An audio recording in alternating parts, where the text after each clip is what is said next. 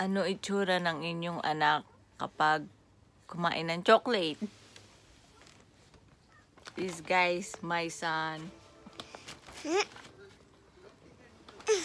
Kakain lang po niya ng chocolate, kaya po ganyan itsura niya. Hi. Hi guys. Subscribe my channel. Hello guys. Hello guys.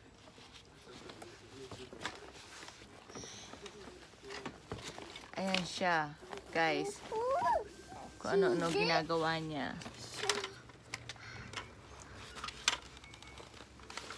Ayaw niya magpalinis.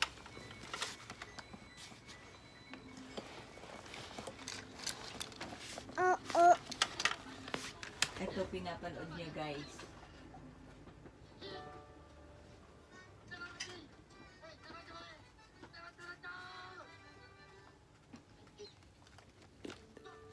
Bye-bye, guys. Bye-bye. Please subscribe my channel.